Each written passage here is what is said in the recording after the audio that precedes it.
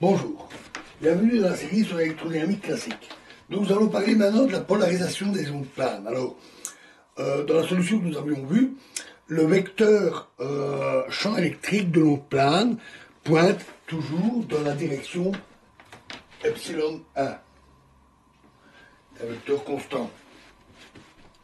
On dit alors que cette onde est linéairement polarisée et a epsilon 1 pour vecteur de polarisation. Il est clair que qu'une onde, que l'autre solution que nous avons donnée, qu'on a définie, est linéairement polarisée et que son vecteur de polarisation est epsilon 2 et qu'elle est linéairement indépendante de la première. On peut donc combiner les deux.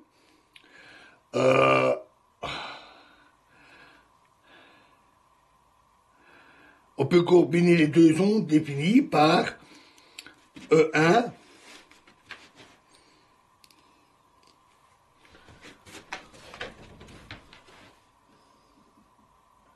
égale à epsilon 1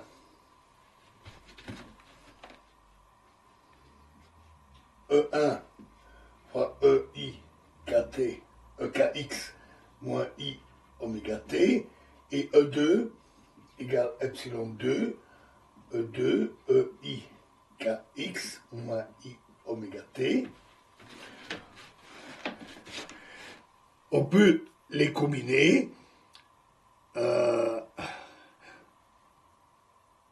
et notons que BJ, le champ magnétique correspondant, est donné par racine mu epsilon fois K fois K croix EJ sur K.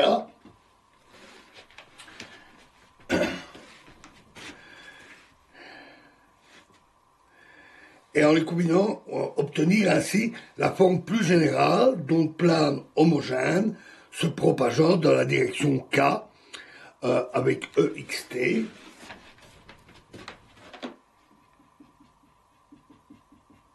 égale à epsilon 1 E1 plus epsilon 2 E2 fois EIKX moins I oméga T. Les amplitudes E1 et E2 sont des nombres complexes, ce qui autorise une éventuelle différence de phase entre les ondes de polarisation linéaire différentes. Si E1 et E2 ont même phase, alors cette relation représente une onde linéairement polarisée et son vecteur de polarisation forme un angle θ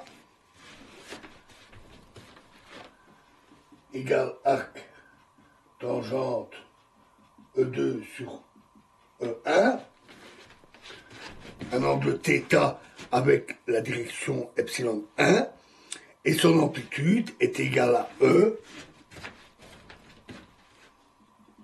égale racine carrée de E1 carré plus E2 carré. Donc si on a ceci, E1, E2, on va avoir la somme des deux qui est E, avec ici epsilon 1 et epsilon 2, et ici l'angle θ.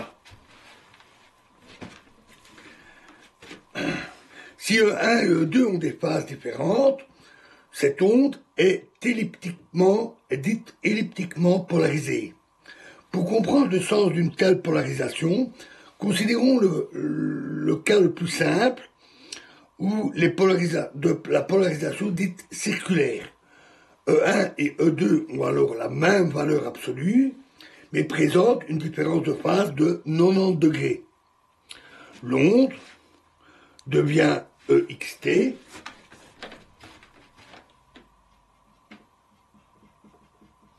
égale E0 fois epsilon 1 plus ou moins selon le signe de la base, epsilon 2, I epsilon 2, fois E exposant moins IKX, E IKX moins I oméga T.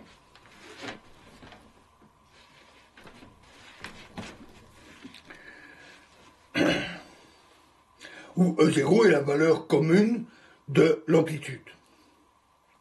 Alors choisissons les axes de coordonnées de sorte que l'onde se propage dans le sens des Z positifs et que les vecteurs epsilon 1 et epsilon 2 soient respectivement dans les directions X et Y.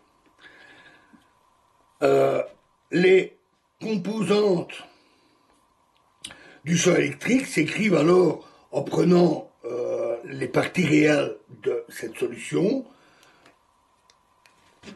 EX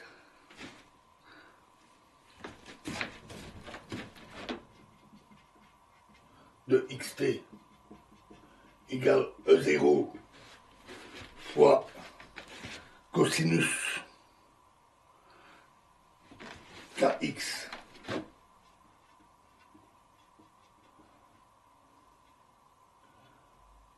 moins I kx tout simplement, I oméga t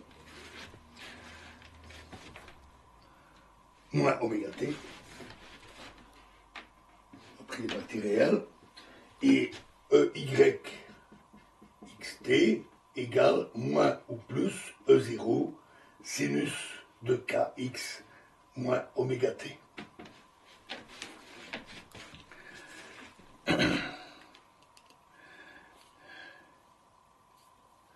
En un point fixe de l'espace, ces champs sont tels que le vecteur électrique a un module constant et décrit un cercle autour de son origine avec une fréquence égale à oméga.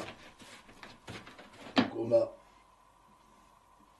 XY, donc l'onde va comme ceci, et on a un cercle, et le vecteur E tourne avec une fréquence oméga. Au signe supérieur, epsilon 1 plus I epsilon 2 correspond pour l'observateur regardant l'onde venir sur lui à une rotation dans le sens trigonométrique.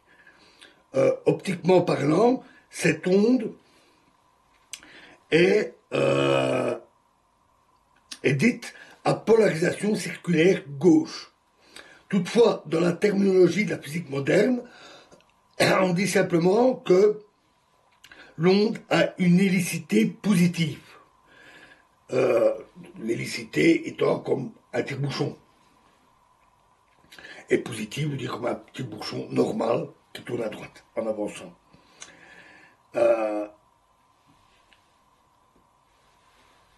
Cette dernière description semble plus appropriée dans le sens où la projection sur l'axe des Z du moment cinétique d'une telle onde est positive, ce que vous pouvez vérifier assez facilement avec la définition du moment cinétique. Au signe inférieur, epsilon 1 moins I epsilon 2, correspond pour l'observateur regardant l'onde venir sur lui à une rotation de E dans le sens inverse du sens trigonométrique. L'onde possède alors une polarisation circulaire droite et dans la terminologie d'optique ou une hélicité négative. Voilà, et nous verrons la suite dans la prochaine vidéo. Je vous remercie.